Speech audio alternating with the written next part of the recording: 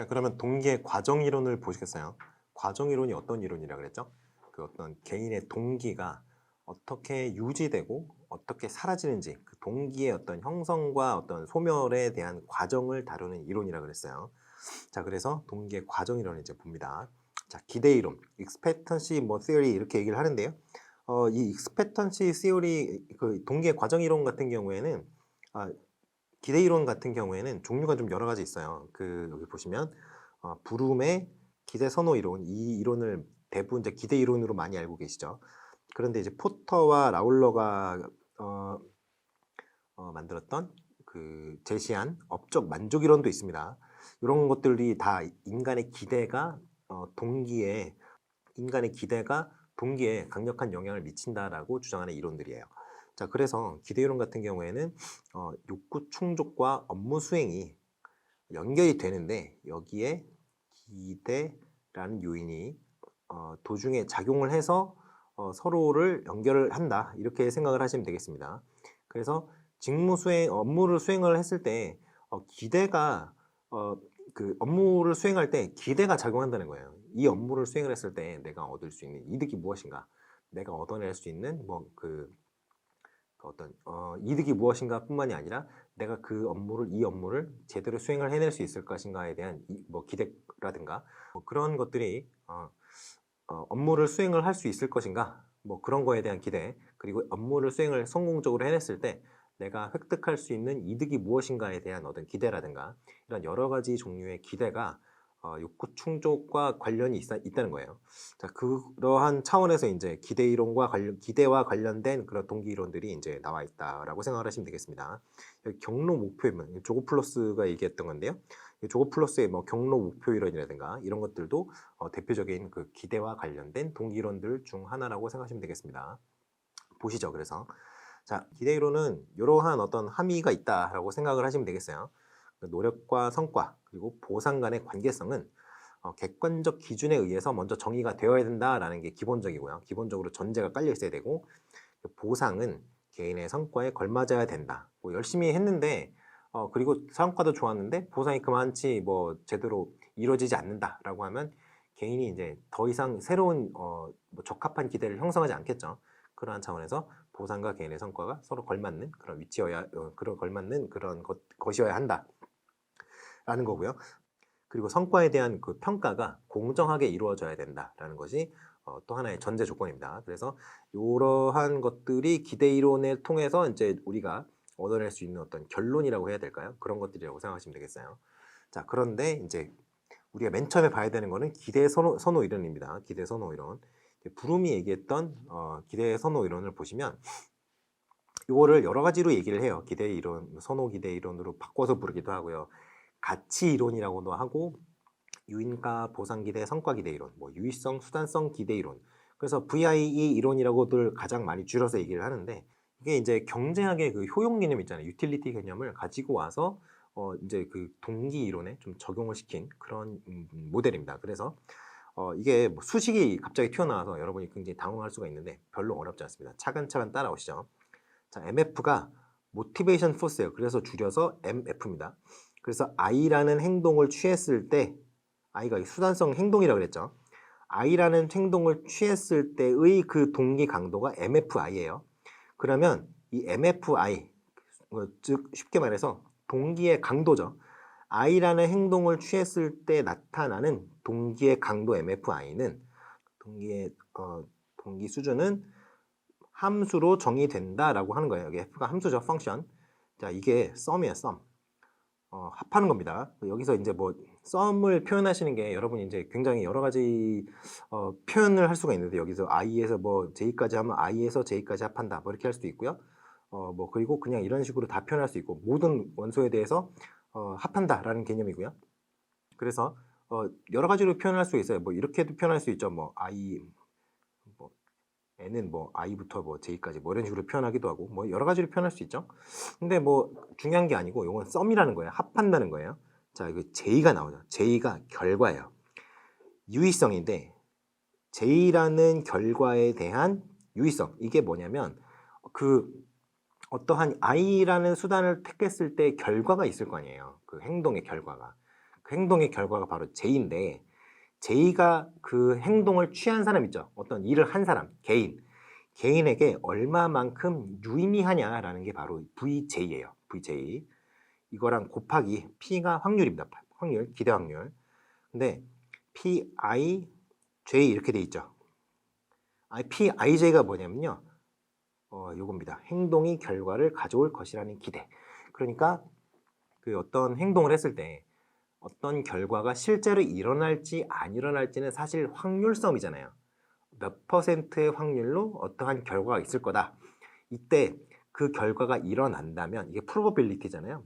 그 결과가 일어난다면 그 결과는 VJ만큼의 유의성을 갖는다라는 거예요. 근데 이게 하나가 아니라 굉장히 여러 가지 종류의 결과가 있을 거 아니에요. 뭐 I 뭐 1, J1, 뭐 J2, 뭐 J3 이렇게 한다면 쭉쭉쭉 더해서 뭐 JN까지 이렇게 다 있을 수 있잖아요. 이것도 다 마찬가지예요. N가지가 있을 수 있죠. 그러니까 그것들을 전부 합하는 거예요. 이게 확률 변수죠. 한마디로 말해서.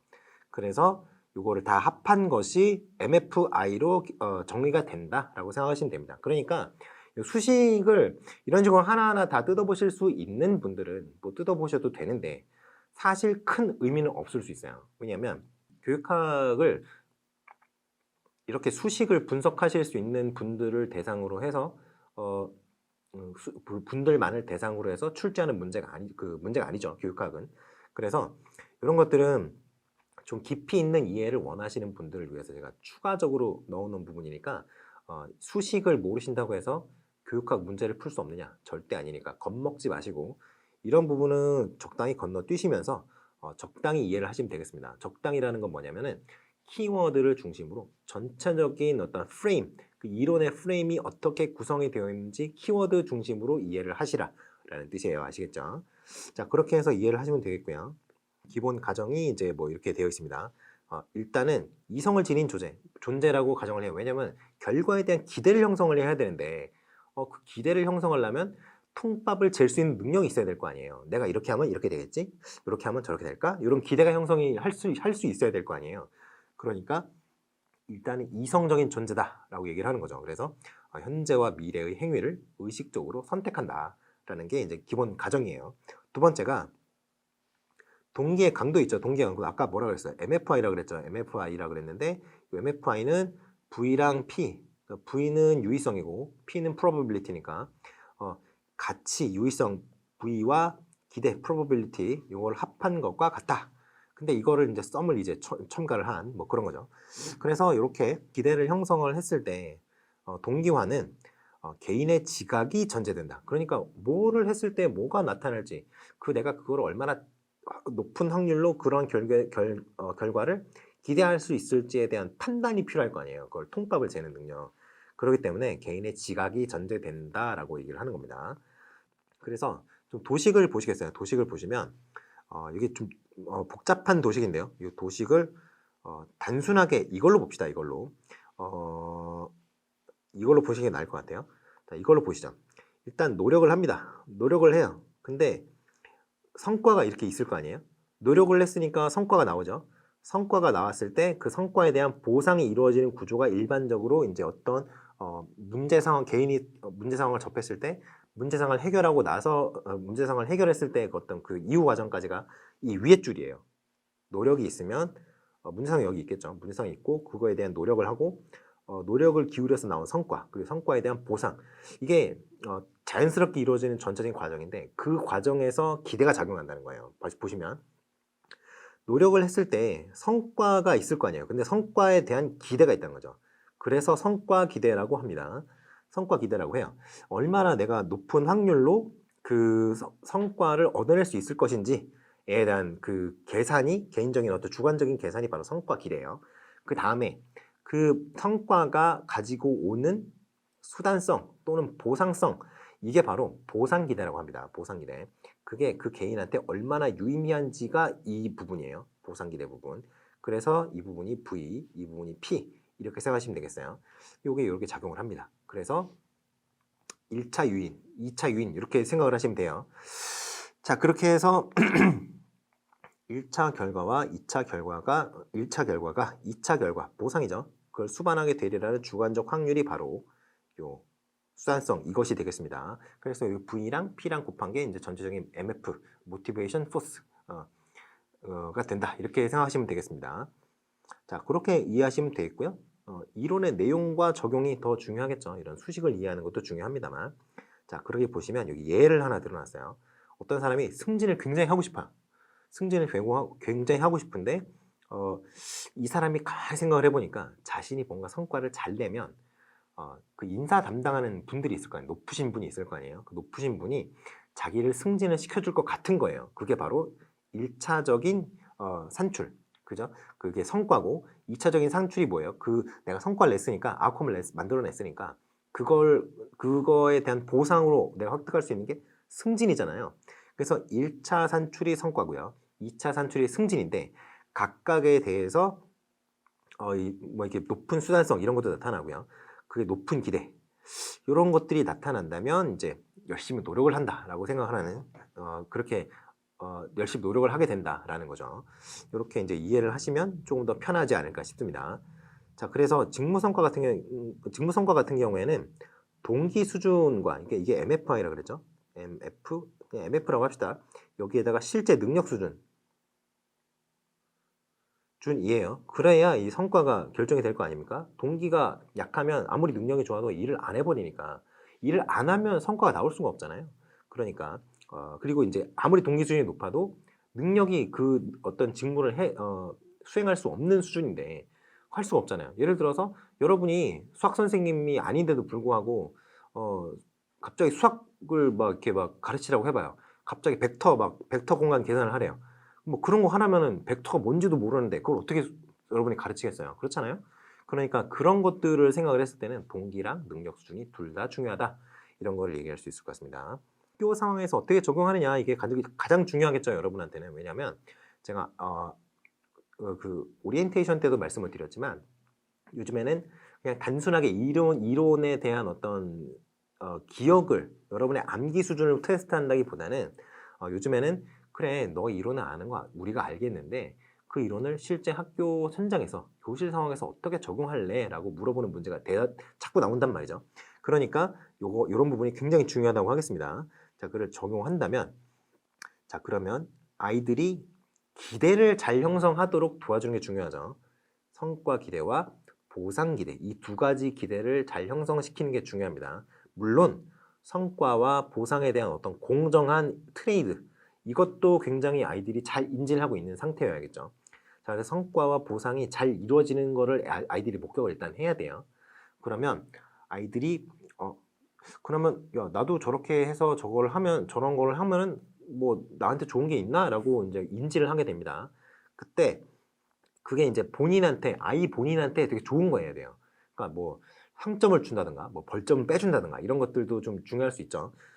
그런 것들도 뭐 좋을 수 있고요. 그게 이제 바로 보상기대 또는 수단성이라고 하는 거고요. 그러면 다 좋은데 저거 내가 할 수 있을까?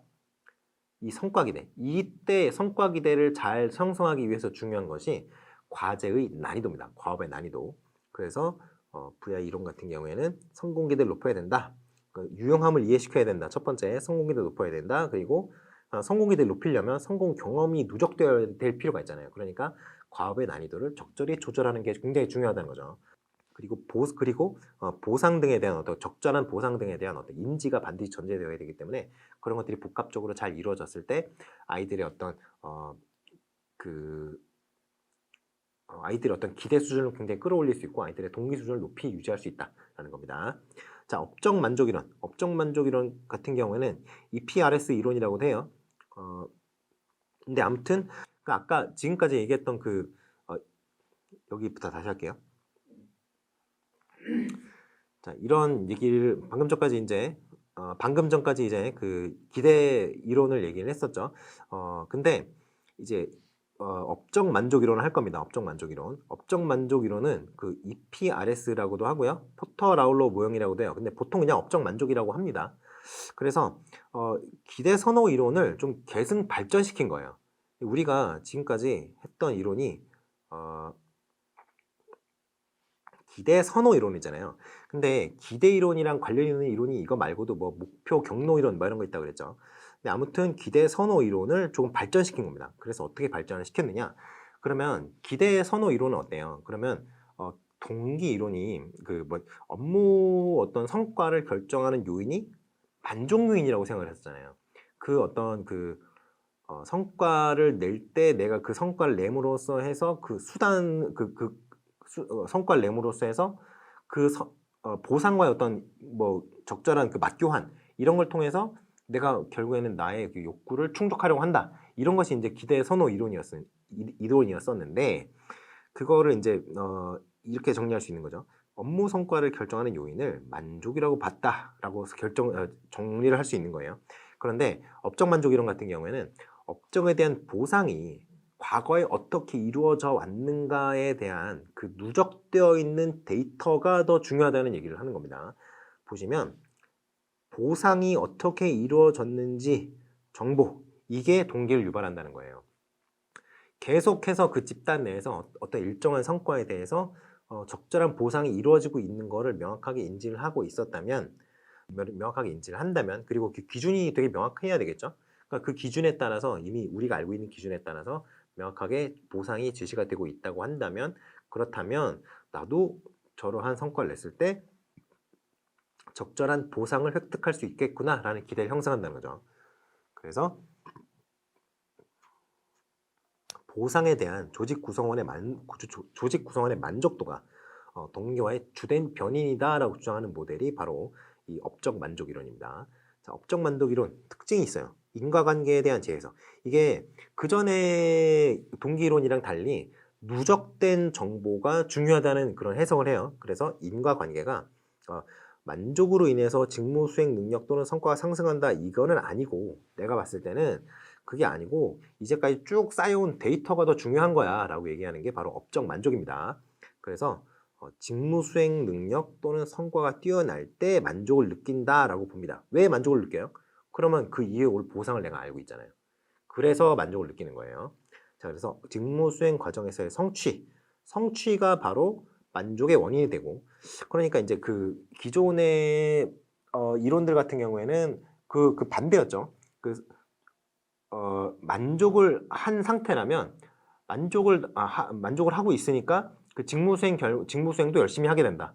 이런 건데, 동기 수준이 내가 원하는 그 어떤 욕구를 충족시켜 주니까 그것 때문에 동기화가 돼서 더 열심히 일을 한다. 이런 주의였는데, 그게 아니라 업적 만족이론은 그게 아니라 내가 지금 부족 상태라는 걸 내가 이미 알고 있고, 이 부족한 욕구를 채우기 위해서 어떤 걸 하면은 내가 그 부족한 부분을 채울 수 있다는 걸 인지를 하고 있다면 그것이 바로 동기화의 어떤 원인이 된다는 거예요. 그러니까 성취가 직무에 대한 만족의 원인이다. 이렇게 생각하는 거죠. 거꾸로 뒤집은 거예요. 자, 그리고 보상이 노력에 의해서 이끌어졌을 때 노력이 보상을 가져다 줄 것이라는 기대가 바로 직무 수행을 꾸준히 유지하기 위한 어떤 노력을 좌우한다라고 얘기하는 거예요. 자, 그래서 노력은 사실 성과와 직접 관련 없다라고 주장을 하는 겁니다. 아까는 어땠어요? 노력을 하면은 그 다음에 성과가 있고 성과에 대한 보상이 이렇게 있었잖아요. 그냥 좀 지우고 해봅시다. 노력이 있고 이렇게 성과가 있고, 그러면 성과에 대한 보상이 있고, 이렇게 직접적으로 연결되는데 그 과정에서 성과 기대와 보상 기대가 작용을 한다, 이런 느낌이었잖아요. 근데 그게 아니고 노력은 이 보상과 직접 관련이 없다라고 주장을 하는 거예요. 그게 이제 업적 만족 이론의 특징입니다. 그리고 개인의 능력, 자질, 역할인식, 이걸 굉장히 중요시하게 생각을 한다라는 거죠. 그리고 보상이 동기화의 개입 변수로 작용함을 가정한다. 이게 뭐냐면, 보상이라는 것이 명확한 그 어떤 기준에 의해서 부여되고 있다라는 걸 인지를 하고 있을 때, 그때 바로 동기화가 된다라는 얘기가 바로 이거예요. 아시겠죠? 그래서 EPRS라고 하는데, EPRS가 바로 이겁니다. Effort, Performance, Reward, Satisfaction. 이 네 가지가 쭉 이어지는 거기 때문에 EPRS 이론이라고 하는 거예요. 보시면 노력이 이렇게 있고요. 또 여기 이쪽 치우쳤네. 그 업적이 있고 만족이 있는데, 보시면 이게 어느 하나로 노력이 어떤 업적의 성과 이걸로 바로 이어지나요? 안 이어지죠. 대신 어떻게 돼요? 자, 이렇게 이게 만납니다. 만나요. 그 어느 한 지점에서 만나게 되는 거예요. 근데 여기에 보시면 개인의 역할 인식, 능력과 자질 이런 것들도 다 중요하게 여기 작용을 하고요. 그리고 업적이 있을 때 내재적 보상 그리고 외재적 보상 이런 보상들이 있잖아요. 보상들이 다 이쪽으로 모이게 되는 겁니다. 인지된 정당한 보상이라는 게 바로 어떤 업적에 대해서 그 퍼포먼스에 대해서 보상이 이제까지 공정하게 이루어졌다면 그 이루어진 보상에 대한 누적적인 정보 그것이 이제 동기화에 영향을 미친다 그랬잖아요. 그게 바로 이겁니다. 인지된 정당한 보상. 그래서 이렇게 세 가지 내재적 보상 또는 외재적 보상 그리고 정당한 보상 구조 이것이 한꺼번에 모인다면 바로 만족으로 이어진다라고 얘기하는 거예요. 만족이 있으면 그냥 보상같이 이렇게 연결이 되는 거죠. 그래서 이렇게 요 세 가지가 있으면 이거를 인지를 하고 있어야 내적 보상과 외적 보상 이거가 있어야 내가 보상을 얻을 수 있지 않을까라는 만족을 기대를 형성한다는 거죠. 그래서 이제 그런 것들이 모여서 이렇게 노력을 결국에는 형성을 한다 이런 느낌인 거죠. 굉장히 복잡하죠. 그래서 이거는 이 표를 직접 암기를 하신다기보다는 아까 얘기했던 거 그 세 가지 조건 있잖아요. 여기 업무 성과가 만족을 결정하는 거지 만족이 업무 성과를 결정하는 게 아니다라고 주장했던 거 기존 동기이론이랑 반대라는 거죠. 그리고 보상 또는 성과 여기가 더 중요하다라고 얘기를 하는 거죠. 그리고 이제 누적되어 온 정당한 보상 체계 이거에 대한 정보 이 세 가지가 결국에는 개인의 동기 수준을 결정하는 주요한 원인들이다라고 얘기하는 그런 이론이라고 생각하시면 되겠어요.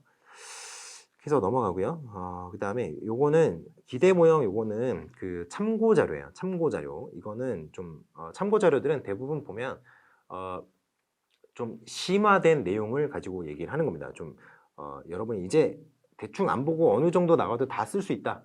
근데 내가 좀 더 부족하다. 나는 항상 아직도 배가 고프다. 이런다면 이런 것들을 좀 읽어보시라는 거예요. 아무튼 요것도 이제 뭐 비슷한 내용이긴 합니다만 뭐 그렇습니다. 요거는 좀 심화 내용이라는 거 그렇게 생각하고 넘어가시면 될 것 같아요. 자, 공정성 이론이라는 게 있어요. 공정성 이론. 이거는 약간 괴가 다른 얘기기는 한데요. 공정한 어떤 보상을 얻는 거를 목격을 했을 때 이제 그 동기화가 된다라는 거예요. 보시면 이렇게 보시죠. 여기 보시면 개인은 개인의 행위에 대해서 개인의 행위에 대한 보상이 타인이 어떤 행동을 했을 때 그 행위에 대한 보상을 획득한 거랑 비교를 한다는 거예요. 남이랑 비교를 한다는 거죠. 비교제를 해가지고 과다 보상이나 또 과소 보상일 때 동기화가 된다라고 얘기를 하는 겁니다. 그래서 과소 보상 같은 경우에 소극적 비형평성, 과다 보상 같은 경우에는 적극적 비형평성이라고 얘기를 합니다.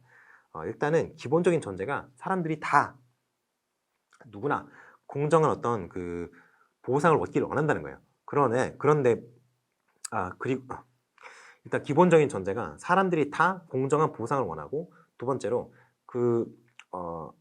생각한 것과 행동을 일치하고 싶어 한다는 거죠.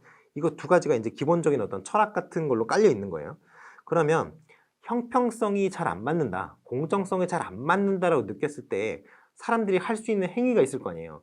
왜냐하면 여기서 동기화라는 게 뭐냐면요. 동기화 된다라고 얘기를 했잖아요. 이게 불공정 해소를 위한 행동 동기화라고 생각하시면 됩니다. 불공정한 상황이 맞닥뜨려졌을 때, 불공정한 상황에 직면했을 때 그 불공정한 상황을 어떻게 해결을 할 것인가, 그 불공정성을 어떻게 해소할 것인가에 대한 것이 바로 이 동기화라고 보시면 됩니다. 여기서의 동기화. 자, 그러면 형평성을 회복하기 위한 행위를 6가지로 보겠어요. 자, 일단은 일에 대한 투입을 변동시킬 수 있죠. 내가 과소 보상을 받고 있다. 그러면 내가 받는 것만큼 일한다. 라는 우리 그런 말 많이 하잖아요. 돈 받는 것만큼 일한다. 그게 바로 일에 대한 투입의 변동을 의미하는 거죠. 받은 보상을 변동시키려고 할 수 있어요. 그러면 이제 뭐 성과급을 좀 달라라고 얘기를 한다든가 아니면 연봉을 내가 이렇게 일을 했는데 당연히 연봉을 2%만 올려주는 건 너무한 거 아니오? 이렇게 얘기하면서 10% 올려줘야겠다 이런 식으로 보상을 요구할 수 있죠. 현장 리탈하는 경우가 있어요. 그냥 사직서를 내고 사표를 딱 내고 그냥 그만두는 거죠. 더 공정한 보상 얻을 수 있는 직장으로 이직하려고 하는 거. 그게 현장 이탈이고요. 준거인의 변경. 내가 생각을 해보니까 비교를 했던 대상이 좀 잘못됐던 것 같아. 그러니까 내가 다른 사람들은 그거밖에 안 하고 돈을 그렇게 받아가는데 나는 이렇게 일을 하고 심지어 잘하는데 이거밖에 보상을 못 받는다는 거는 그러면 나는 이 사람들이랑 비교를 하면 안 되고 나보다 더 그 사람들보다 기준점을 더 높이 잡아서 그 사람들과 비교를 그 사람들에 적합한 어떤 대우를 요구를 해야겠어 라고 하는 게 바로 준거인의 변경을 얘기하는 겁니다. 그리고 이제 비교의 심리적 왜곡이 있어요. 이거는 이게 뭐를 쓴 건가요? 이거는 제가 원래 책을 한번 봐야겠네요. 비교의 심리적 왜곡 이거는 뭐냐면요. 지금의 어떤 불평등한 어떤 불공정한 그러한 보상이 잠깐 한두 번 이렇게 되는 거겠지. 이번 한번 예외적으로 일어나는 거겠지라고 스스로 달래는 거를 얘기를 해요. 그리고 준거상의 투입 또는 산출에 대한 변동의 야기. 이거는 뭐냐면요. 아까 요거랑 비슷한 얘기입니다. 직무수행 노력의 감소와 비슷한 건데 직무수행 노력의 감소는 자기가 그냥 일을 안 하거나 더 하거나 이거잖아요. 근데 이게 아니라 준거 대상, 다른 사람한테 너 일 좀 그거밖에 안 하냐? 더 해. 이렇게 얘기하는 거랑 똑같은 거예요. 아시겠죠? 그래서 요거 준거 대상이 투입하는 양 또는 산출하는 양 그거를 더 늘려라, 또 줄여라 이렇게 요구하는 거를 말합니다. 그래서 요거랑 똑같이 생겼는데 그 대상이 나냐 다른 사람이냐라는 차이가 있는 거예요. 그래서 요 정도가 있습니다. 그래서 공정성 읽어보시고요, 불공정성 읽어보시고요. 근데 일단은 불공정성 같은 경우에는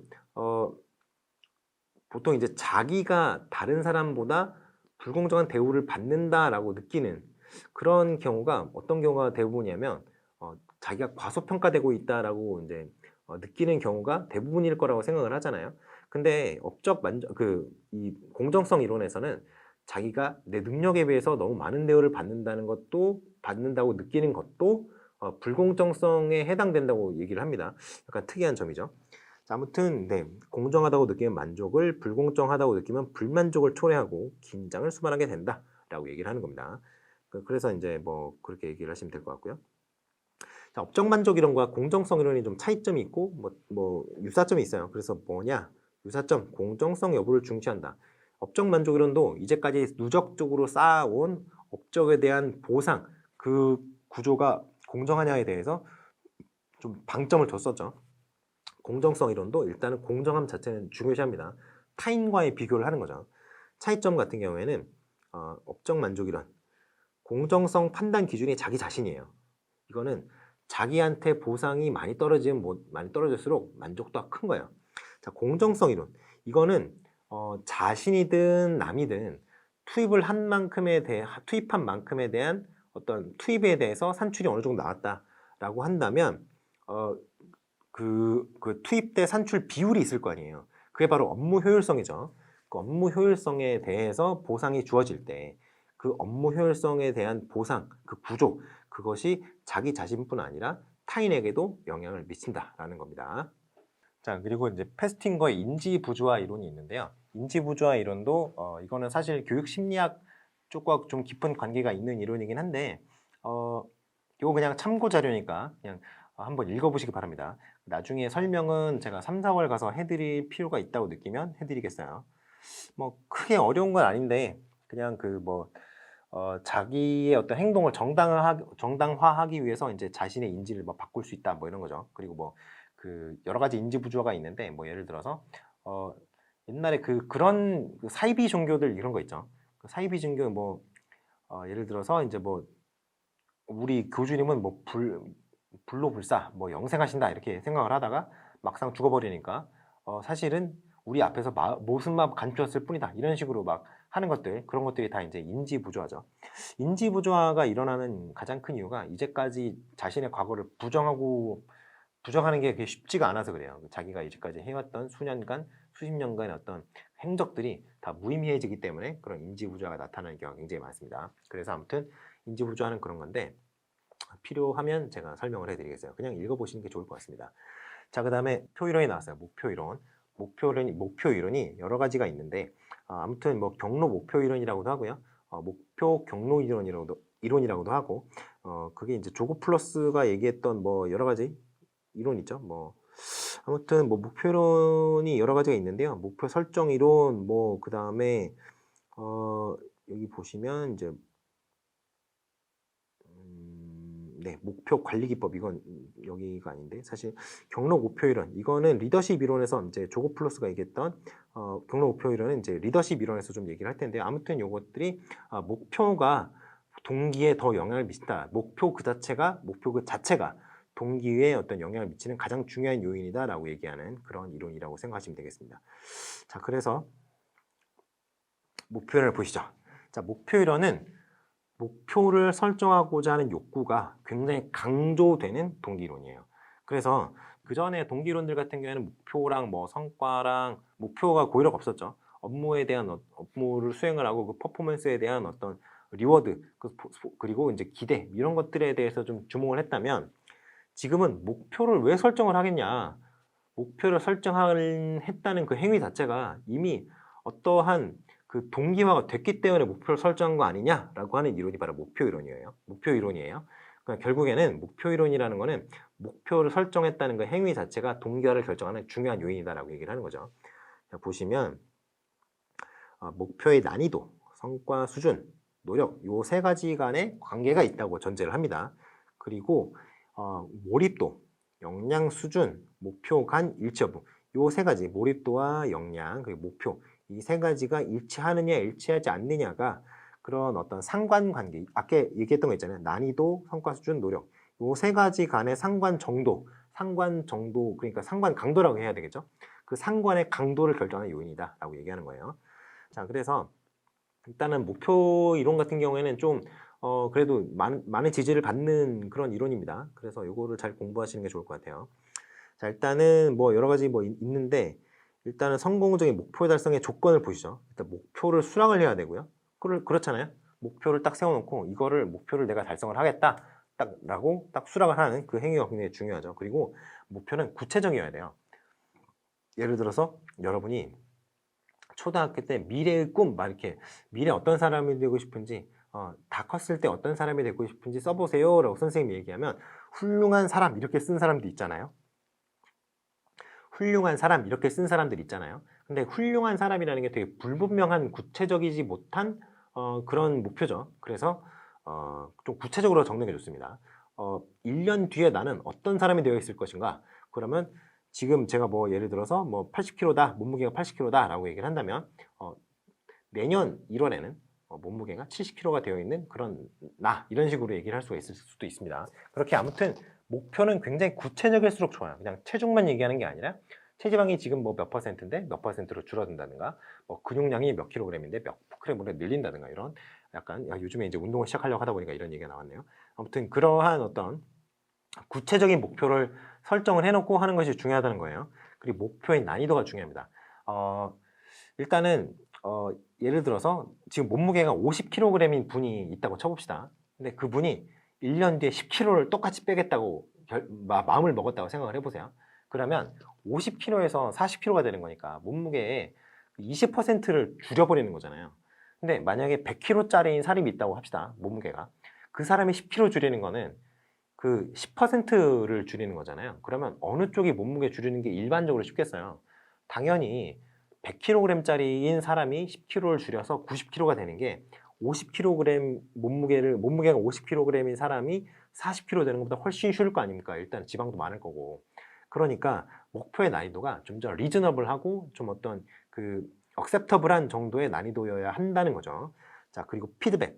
옆에서 네가 이 정도 시일이 지났으면 어느 정도 목표를 달성하고 있어야 돼. 중간 체크를 계속해서 이렇게 해줘야 된다는 거죠. 그러니까 이런 것들이 성공적으로 목표를 달성하기 위해서 필요한 조건들이라는 거예요. 자, 목표의 종류에 나오는데 이건 뭐 중요하지 않으니까 여러분이 그냥 보세요. 자, 목표 설정 이론부터 보십시다. 그러니까 로크가 얘기했죠. 에드윈 로크, 우리 아는 그 에드윈 로크 맞습니다. 목표 설정 이론이에요. 자, 그럼 목표 설정 이론을 보시면 일단은 목표는 어떤 개인이 달성하고자 하는, 획득하고자 하는 그 무엇인가를 말해요. 상태라고 얘기할 수 있을 것 같아요. 그러니까 도달하고자 하는 어떤 목표 지점, 상태, 목표를 정의하는 거니까 목표를 쓰지 말고 상태 또는 뭐 보상 이런 걸 얘기를 합시다. 상태를 말한다 얘기를 했어요. 그래서 일단은 목표와 성취 의도에 의해서 어떤 그 행동이 결정된다라고 이제 생각을 한 거죠. 로크 같은 경우에.